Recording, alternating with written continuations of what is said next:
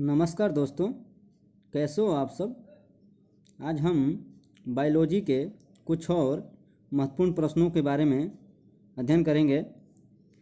निम्नलिखित में से किस वायु प्रदूषण के कारण मनुष्य में तंत्रिका तंत्र संबंधी रोग पैदा होता है।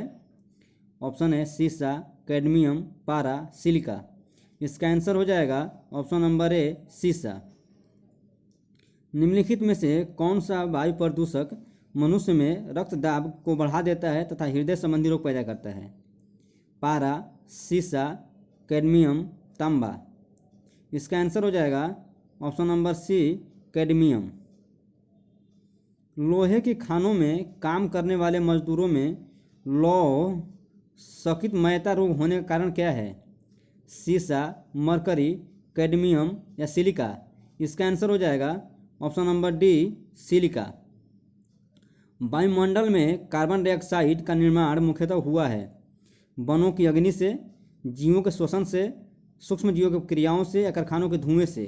तो इसका आंसर हो जाएगा ऑप्शन नंबर बी, जीवों के श्वसन से हुआ है। ताजमहल को क्षति पहुंच रही है।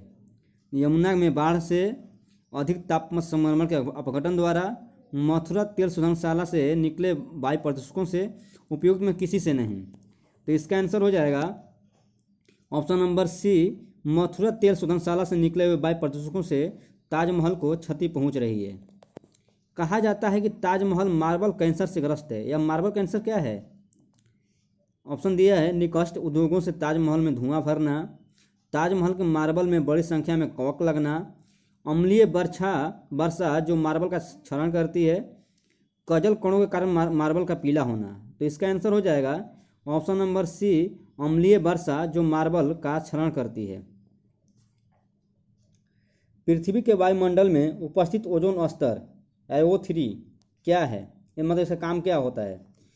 ऑप्शन दिया है पराबैंगनी किरणों के प्रवेश को कम करता है, ऑक्सीजन की मात्रा को नियंत्रित करता है, CO को CO2 में परिवर्तित करता है, या वायु प्रदूषण के लिए उत्तरदायी है। तो इसका आंसर हो जाएगा ऑप्शन नंबर ए, पराबैंगनी किरणों के प्रवेश को कम करता है। मीनामाता महामारी जिसके कारण 1965 में जापान में अनेक लोग मरे थे, पानी में इसके प्रदूषण के कारण हुई। यानी पानी में किसके प्रदूषण के कारण मीनामाता बीमारी होती है। तो ऑप्शन दिया है सीसा, पारद, फ्लोराइड, DDT। तो इसका आंसर हो जाएगा ऑप्शन नंबर बी, पारद। जल प्रदूषण को मापने हेतु निम्नलिखित में से कौन सी जांच की जाती है। Biomedical oxygen demand, biochemical oxygen demand, biomechanical oxygen demand, या उपयुक्त में से कोई नहीं। तो इसका आंसर हो जाएगा option number C, biomechanical oxygen demand. DDT होता है प्रतिजैविक एंटीबायोटिक, जैव अपघटनीय प्रदूषक, अजैव अपघटनीय प्रदूषक, या उपयुक्त में से कोई नहीं। तो इसका आंसर हो जाएगा ऑप्शन नंबर सी, अजैव अपघटनीय प्रदूषक। सूर्य से आने वाली हानिकारक पराबैंगनी विकिरणों से क्या होता है। फेफड़े का कैंसर, मुख का कैंसर, त्वचा का कैंसर, या यकृत का कैंसर। इसका आंसर हो जाएगा ऑप्शन नंबर सी, त्वचा का कैंसर। यदि जल का प्रदूषण वर्तमान गति से होता रहा तो अंततः जल चक्र बंद हो जाएगा, वर्षा रुक जाएगी, वर्षा जल पादपों के लिए ऑक्सीजन के अणु अपर्याप्त हो जाएंगे, जल पादपों के लिए नाइट्रेट अपर्याप्त हो जाएंगे। तो इसका आंसर हो जाएगा ऑप्शन नंबर सी, जल पादपों के लिए ऑक्सीजन के अणु अप्राप्य हो जाएंगे, यानी उसमें ऑक्सीजन के अणु समाप्त हो जाएंगे। नदियों के जल में प्रदूषण की माप की जाती है Cl2 की घुली हुई मात्रा से, O3 की घुली हुई मात्रा से, N2 की घुली हुई मात्रा से, या O2 की घुली हुई मात्रा से। इसका आंसर हो जाएगा ऑप्शन नंबर डी, O2 की घुली हुई मात्रा से। निम्न में से कौन सी गैस वायु को प्रदूषित नहीं करती है। O2, CO, NO2, SO2। इसका आंसर हो जाएगा ऑप्शन नंबर ए, O2। प्रकाश रसायन स्मॉग इस आम क्रिया का परिणाम है। किस क्रिया का परिणाम है। ऑप्शन दिया है इसमें सूर्य प्रकाश की उपस्थिति में CO2 तथा पेरोक्सी एसिड नाइट्रेट, सांझ के समय NO2, O3 तथा CO की उच्च आर्द्रता, सूर्य प्रकाश की उपस्थिति में NO2, O3 तथा पेरोक्सी एसिड एसिटिल नाइट्रेट, लघु ताप पर CO, CO2 तथा NO2। इसका आंसर हो जाएगा ऑप्शन नंबर सी, सूर्य प्रकाश की उपस्थिति में NO2, O3 तथा परऑक्सी एसिटिल नाइट्रेट।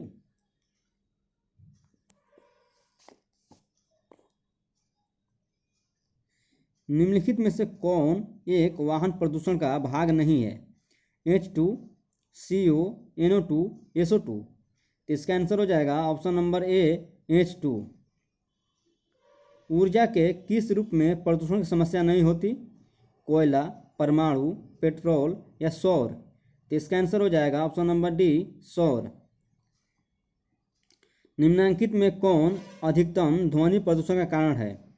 भारी ट्रक यातायात, निर्वाचन सभाएं, पॉप संगीत या जेट उड़ान। तो इसका आंसर हो जाएगा ऑप्शन नंबर डी, जेट उड़ान। राष्ट्रीय पर्यावरण अभियांत्रिकी संस्थान कहाँ स्थित है?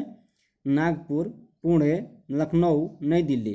तो इसका आंसर हो जाएगा ऑप्शन नंबर डी, नई दिल्ली।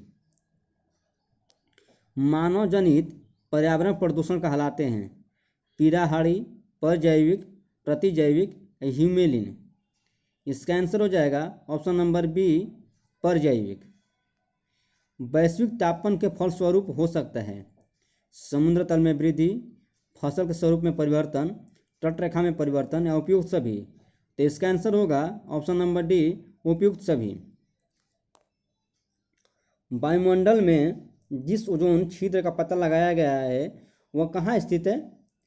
आर्कटिक महासागर के ऊपर, अंटार्कटिका के ऊपर, भारत के ऊपर या अलास्का के ऊपर। तो इसका आंसर हो जाएगा ऑप्शन नंबर बी, अंटार्कटिका के ऊपर। निम्न में से कौन सी गैस वैश्विक उष्णता के लिए उत्तरदायी है? केवल ऑक्सीजन, ऑक्सीजन और कार्बन डाइऑक्साइड, कार्बन डाइऑक्साइड और मीथेन, केवल मीथेन। तो इसका आंसर हो जाएगा option number C, carbon dioxide और मीथेन।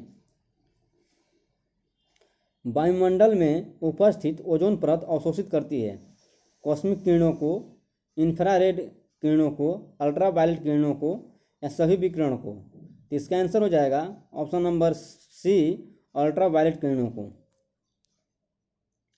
तेजाब वर्षा पर्यावरण में निम्न प्रदूषण से होती है। ऑप्शन है कार्बन मोनोऑक्साइड तथा कार्बन डाइऑक्साइड, कार्बन डाइऑक्साइड और नाइट्रोजन, ओजोन एवं कार्बन डाइऑक्साइड, नाइट्रस ऑक्साइड एवं कार्बन डाइऑक्साइड। इसका आंसर हो जाएगा option number D, nitrous oxide एवं कार्बन डाइऑक्साइड। हरित गृह प्रभाव का अर्थ है वायुमंडल में ग्रीन हाउस गैसों के घनीकरण के कारण वायुमंडल के तापमान का बढ़ना, बढ़े हुए तापमान में सब्जियों तथा फूलों का उत्पादन, शीशे के मकानों में खाद्य फसलों का उत्पादन, या उपयुक्त में से कोई नहीं। तो इसका आंसर हो जाएगा ऑप्शन नंबर ए, वायुमंडल में ग्रीन हाउस गैसों के घनीकरण के कारण वायुमंडल में तापमान का बढ़ना हरित गृह प्रभाव का अर्थ है। ब्राउन एयर शब्द का प्रयोग किसके लिए किया जाता है? अम्लीय धुआं, प्रकाश रासायनिक धुआं, औद्योगिक धुआं या सल्फर धुआं। तो इसका आंसर हो जाएगा ऑप्शन नंबर बी, प्रकाश रासायनिक धुआं। निम्न में से कौन सा जैव निम्नकरणीय है? कागज, DDT, एल्युमिनियम, प्लास्टिक। तो इसका आंसर हो जाएगा ऑप्शन नंबर ए, कागज। पराध्वनिक जेट प्रदूषण पैदा करता है पतला करके। किसको पतला करता है वो? O3 परत को, O2 परत को, SO2 परत को या CO2 परत को। तो इसका आंसर हो जाएगा ऑप्शन नंबर ए, O3 परत को, यानी ओजोन की परत को पतला कर देता है। फ्लाई ऐश वातावरणीय प्रदूषक है जो इसके द्वारा उत्पन्न होता है। निम्न में से किसके द्वारा उत्पन्न होता है fly ash? Thermal power plant, आटा मिल, उर्वरक संयंत्र, सीमेंट उद्योग। तो इसका आंसर हो जाएगा option number A, thermal power plant से फ्लाई ऐश उत्पन्न होता है और सीमेंट उद्योग में इसका बड़ी मात्रा में उपयोग किया जाता है। दोस्तों, अगर आपको ये वीडियो पसंद आता है तो वीडियो को लाइक करके ज़्यादा से शेयर बहुत करें दोस्तों के साथ, और साथ ही जो लोग चैनल पर नए हैं और चैनल को बेल आइकन को दबाकर सब्सक्राइब करना न भूलें, ताकि आपको आगे भी ऐसे वीडियो मिलते रहें। धन्यवाद।